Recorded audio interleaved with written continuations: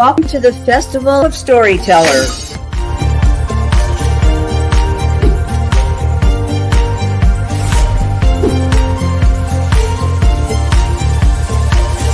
I thank everybody that's involved with this process because we know writers need readers and writers need publishers.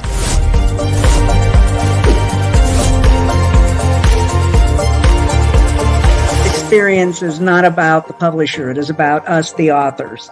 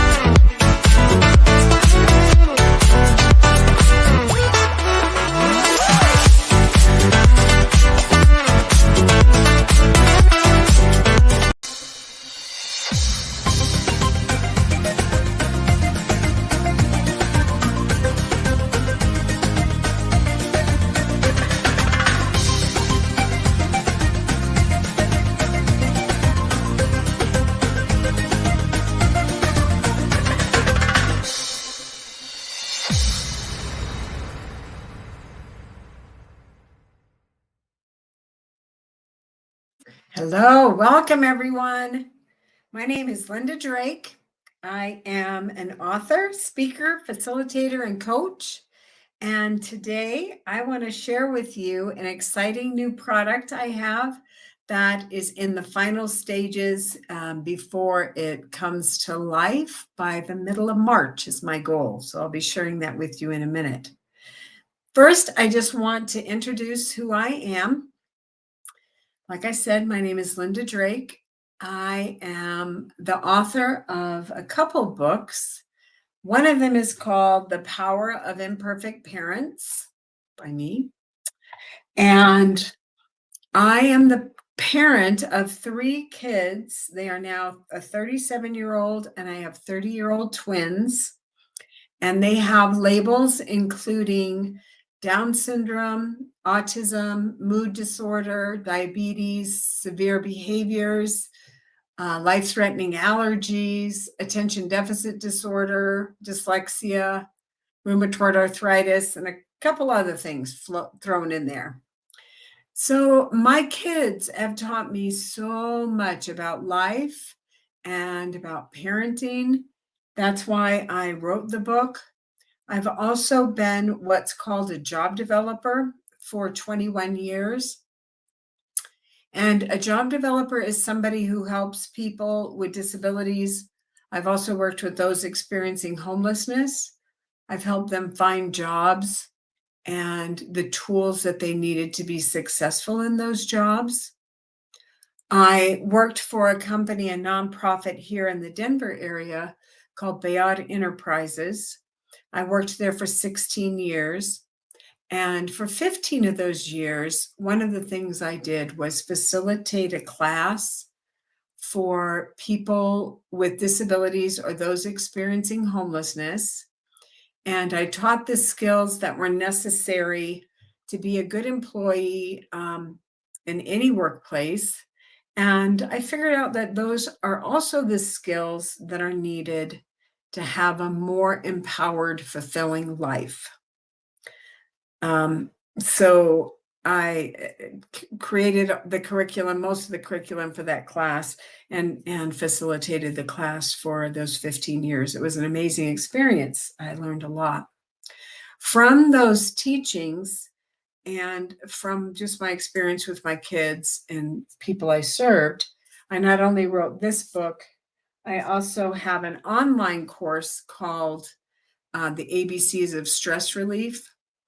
And if you get the course, you also get this gratitude journal and an activity, a little activity book to help you keep track of what you're learning in the course.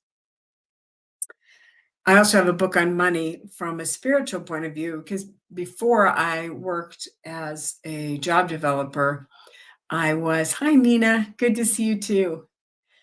Before I was a job developer, I was a stockbroker and also helped people with their personal finances.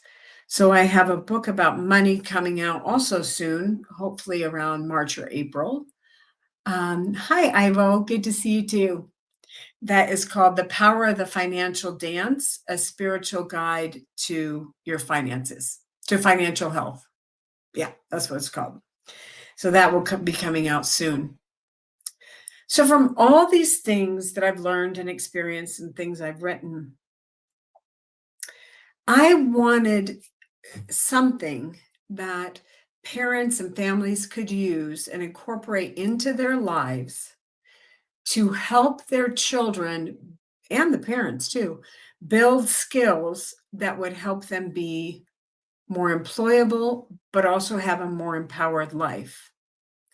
So because of that, I came up with the idea of creating what I'm calling Life Bite activity cards. This is the prototype, and there's some things that are changing about them. At the end of every chapter of my books, I have what are called life bites. This was the idea of my youngest daughter. And they are right there.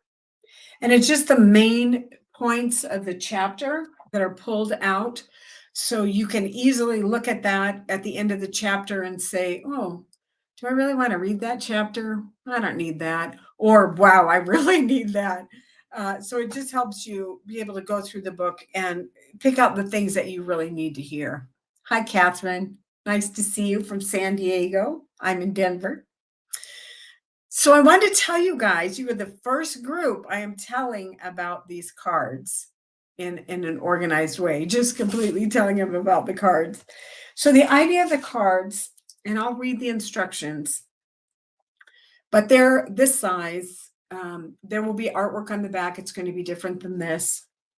The cards are in 4 different areas of skill development. The first one is called Empowerment Matters. Those are the things that are needed for any job, and they also just lead to a more empowered life. The second, oh yes, spiritual point of view of money. Yes, I will tell you the 4, and then I'll give you a little sneak peek of that one.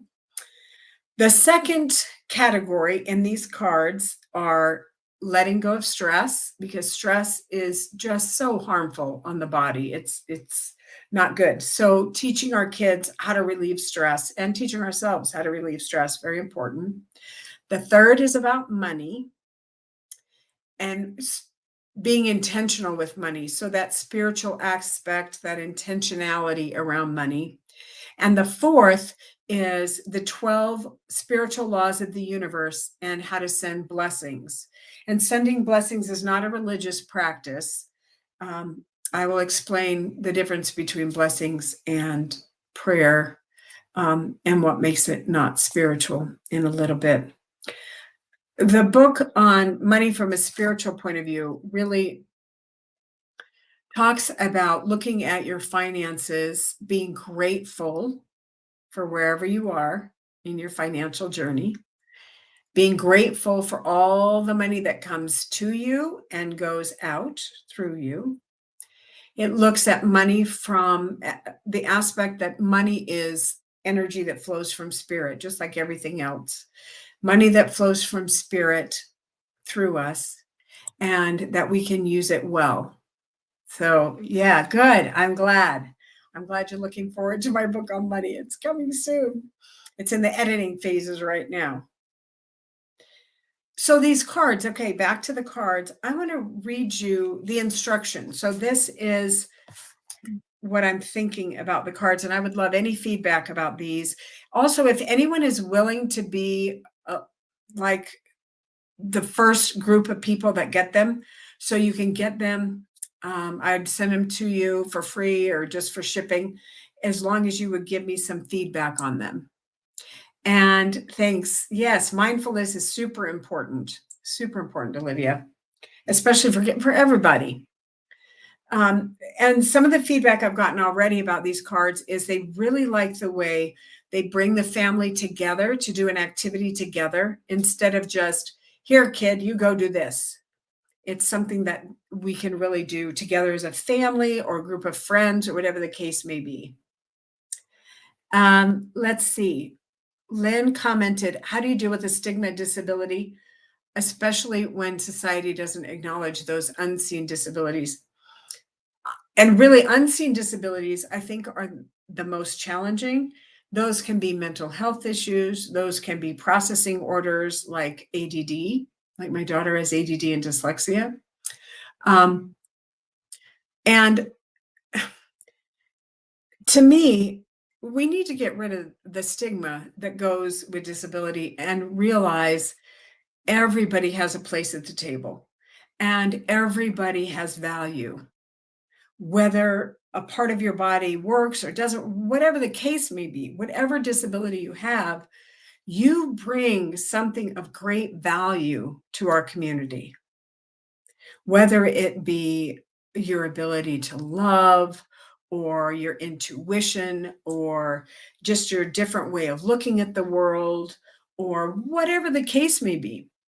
I mean, if you even look at people who have mobility issues, what they've added to the community by getting sidewalks that have the little dip so they don't have to go over a curb. Well, that helps all of us. I mean, if you have your kids in a wagon and you're walking around the block, it's really nice to have that instead of having to go over a curb.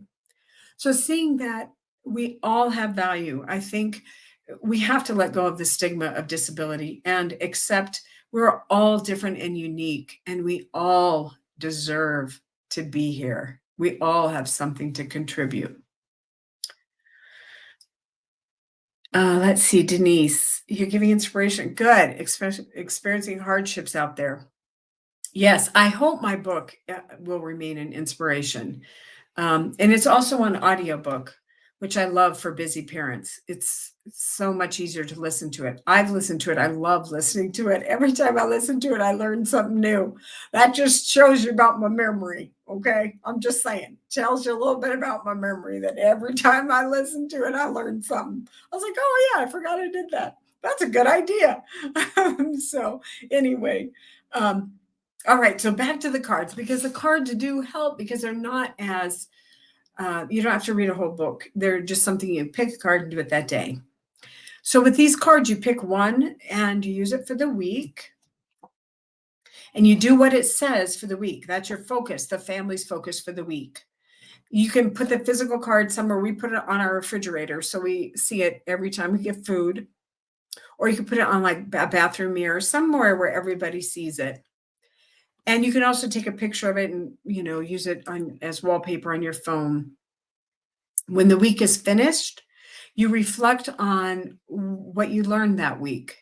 Was this activity on the card something you want to add to your parenting experience? If so, keep doing it. If it was helpful, great. If it wasn't, that's fine. Let it go. And just write in a journal, kind of keep track of, how things are going. Various people help developing your parenting style. Yes, especially with my kids. Absolutely. I had great parents. My parents were wonderful and they taught me a great deal, but none of us had what we would call disabilities. So I had to learn that piece, learning from what my parents taught me about love, the foundation of love, and listening to my kids, believing in them like my parents did us. And then adding to it things that I've learned through parenting groups that were very important. So they added more information and just learning as I went. You learn so many things, especially as a new label would get added. I would have to find out what is dyslexia. I don't even know what ADD and dyslexia was. Well, I did because my husband had it too. But what is rheumatoid arthritis? What is diabetes, type 1 diabetes? What do I do about that? What do I do about mood disorder? So I just had to keep learning and growing, accepting what was going on, and just keep learning and growing through all of the different diagnoses that I had and doing the best that I could. But that's really why I wrote the book, because I really wished I had a book like that when I was raising my kids. So I want to read a couple of these cards. So with the cards, you set the intention that you will use those tools that are helpful to you to become the loving, empowered parent you are meant to be. Enjoy the journey, learn, laugh, love, and let go. That's kind of my tagline: learn, laugh, love, and let go. So let me read a couple of these cards to give you an idea, because these definitely do help with parenting. Just giving some ideas on how to do some things, how to teach some skills. And this card helps with empowerment. It's called Let's Read. Spend 15 minutes each day reading to your child, or have your child read to you. Read together, regardless of the age of the children. I did this with my 30-year-old and my 37-year-old. Pick a book, story, or magazine together that everyone would like. And then you might want to add an additional 15 minutes to read by yourself, for the people to read by themselves too. And then at the end of the week, how did it feel? Did you enjoy it? Was it beneficial in some way? How does it feel to learn together? And how does that relate to work? Does that relate to work? Are there times in a job when you have to learn things together? So that's one of the examples. Any questions? Out there in TV land? One of the other cards, one of my daughters doesn't like to clean very much, and it was kind of a struggle to get her to clean. Maybe some of the parents out there can relate to that. This card helped her with that, definitely. And what it is it says, do a chore around the house or school that you don't think you'd like to do, and one you think you would like to do. Do each of them at least 3 times in the next 15 days. And then really think about what happened. So these are the questions you can talk about or journal.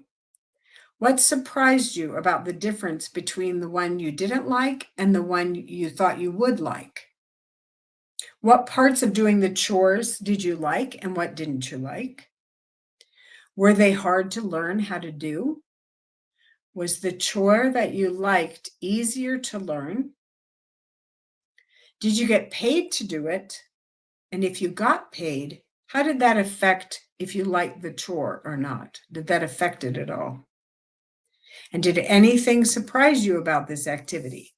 What did you learn? And you can talk about it or write it in your notebook. But that's one that can be very helpful to getting your kids to do things that they don't necessarily want to do, which is good. Here's the names of some of the other cards. Consistency as a superpower. This talks about doing something for 15 minutes a day. That's something you want to improve on. Working on it for 15 minutes a day for a week. See how that worked. Failure is a superpower. So talking about the importance of failure. One of the things that I have found working with parents and talking to parents is some of them have a really hard time having their child experience disappointment and failure. But disappointment and failure are critical. Failure is a wonderful teacher. It teaches you that what you tried and didn't do was hard. It was a challenge for you. You pushed yourself past where it would have been easy. It taught you how important something is. If you failed at something, you either look at it and said, oh my God, I've got to get better at this. Or you said, forget it. I figured out I don't even like to do this. I can let it go. so you can be open to what it's teaching you. Think about when we learn to walk. When you're a baby and you learn to walk, you fall down all the time. That's what teaches you how to walk. You fall down, you figure out, oh, I can't walk when I'm holding this big, huge, heavy thing and I'm a little baby, or whatever you learned at that time when you fell. So being able to get back up and try it again is so important. One of the cards too is be an employment explorer. So this card asks, as you go to any place where people work, think about what jobs are the people doing that you see? What is important? What skills are important to do that job? What is the environment like? Is that an environment you would like to work in or not like to work in? Is it too loud? Are there too many customers? And then thinking about what are some of the behind the scenes jobs? Like Reader's Magnet, for instance, us authors, we know are the consultant who we talk to a lot. We know the person that is working with us, like Rose is my person who gets everything organized. You're right, Ivan, consistency is a superpower. Super true for everybody. So thinking about, well, but wait a minute, it's not only those people that are important at Reader's Magnet. Who else is important? There's probably a tech person that fixes computers when they break down. The people that create something amazing like this festival of storytellers, it didn't just take 2 people. There were a lot of people involved. Who else would have been involved in that? There would have been writers. There would have been illustrators, people that made it look beautiful. So helping your kids think about employment in a more in-depth, engaging way is the purpose of that card. Here's the stress relief one. Your magnificent body. I will read this one because I love this one. Spend a little time. Failure is the best teacher. Success is a horrible teacher. Absolutely, it's a horrible teacher. Failure is a great teacher. Just hurts sometimes. So your magnificent body. Spend a little time each day this week focusing on how much you love your body. Focus on how your body works instead of what you look like. We are so programmed to see the negative parts of our bodies. So this week's focus is on how miraculous our bodies are. Every time you go to the restroom, let me tell you, anyone who's been to any of my classes, I talk a lot about going to the restroom because what else are you going to do in there? You might as well do something productive besides just go to the restroom. So every time you go to the restroom, focus with gratitude on how your body can take in the food you eat, what you drink, breathe, think, the love you feel, and in turn, turn it into a body that can grow, love, laugh, learn, everything else it can do, and then it can let go of what it no longer needs. That's amazing. That is amazing. So be grateful for that. Be grateful for the amazing work this body can do. It's amazing. And when you take the time to feel grateful for your body instead of thinking, oh, I'm too fat or skinny or whatever you're thinking that's negative, it's amazing. Your body will reward you. It's a beautiful thing. Your body is an incredible vessel that holds your beautiful soul. That is awesome. You are awesome, just as you are right now. And while I was reading that, a comment came in about balancing parenting and writing. And when I wrote this book, I finished it in 2018, the first one, and then I've redone it with Reader's Magnet that came back out in 2023. When something is important enough that's on my heart, I really felt the need to get this out. You find the time. I would get up early in the morning and write, or write on the weekends, spend a couple hours on the weekends writing. So it took me a long time, but I just did it as I went. And I'm one that handwrites things before they type it. My words just flow better when I'm handwriting. So I would handwrite it and then I would type it up. So it took 3 years. It took a while, and it's not that long of a book. So, okay, another question, Denise. How can you comfort your children when they feel disappointment and failure?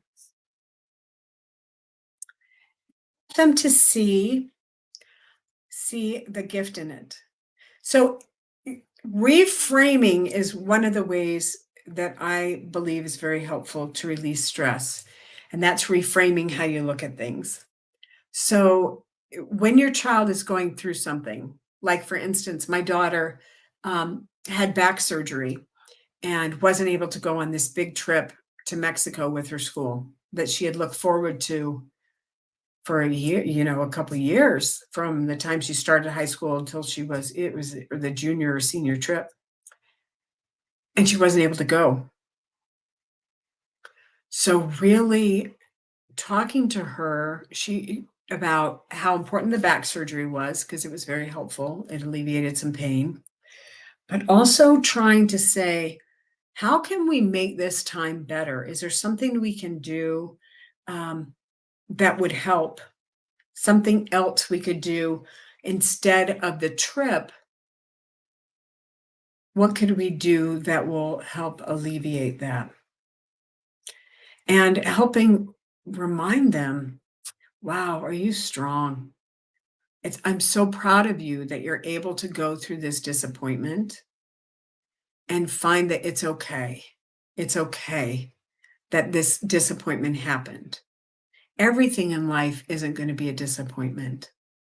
And when we have disappointments, it helps the good times feel even better, doesn't it? If everything in your life went every way you wanted it to go, everything was just like, woohoo, that's happy. Pretty soon you'd be like, woohoo, that's happy, right? No big deal, because everything's happy. So when you experience disappointment, it also helps feel the good times even more, reminding them of that. And talking to them about failure, talking to them if they fail, wow, that's amazing. You tried something that was too hard for you to do. You pushed yourself out of the comfort zone and you failed. That's awesome. If you've ever watched the movie Meet the Robinsons, if you haven't watched that movie, it's a Disney movie, watch it because it's amazing. And they celebrate failure. So you can teach your child, that is great. You failed. You failed. You tried something that's too hard. How important was it? Let's talk about what you did. Is it something you want to get better at? So you want to be able to succeed at it? Or is it something you really think, oh, you know what? Never mind. I don't really like it that much anyway. To help them see what they're learning in that experience. And don't be afraid of it. Your kids are way tougher than you think they are. Way tougher. Give them that credit. Know that they can handle disappointment and failure. When you say, oh my God, my kid can't handle disappointment and failure, what are you telling them? I don't believe in your ability to handle any conflict. I don't believe in your ability to handle anything that's tough. So just something to think about. Let them know you're proud of them for doing that. Let's see, we just have about a minute left. A couple of the other cards that I have are the wonders of nature. So take time to go out into nature with your kids. Go outside and really look at a tree if you have access to a tree. What do you notice about the bark, the leaves, if there's any? If it's winter, what's different from the tree now than in the spring? Are there any animals or insects living there? Do you see a nest? Do you notice the roots? What else do you notice in the nature around you? What do you smell? And if you don't have access to a tree, maybe you have a house plant that you could really look at. You can tell I kind of like plants. So that's another great way to relieve stress and to maybe find a passion. That's such an important piece in our kids' lives to help them find what they're skilled at, what their passions are. And then in the 12 laws of the spiritual laws of the universe, I have the spiritual law, like you reap what you sow, an activity that goes with that, and then a blessing that you can send that connects to that law. Yeah. Thank you all so much for being here. If anyone wants to be part of the focus group for the cards, please let me know. You can get to my website, Lynda Drake. Just remember it's Lynda Drake.com. And you can connect with me there. I hope you have a great day. I send you love and blessings, and I'm very grateful for all of you being here and for Reader's Magnet for having this amazing festival. It has been amazing, and I'm looking forward to the rest of the week. I have 3 more classes this week if you want to connect. Wednesday, Thursday, and Friday at different times. You can look on the agenda. Thank you so much. Sending you blessings and love. Bye.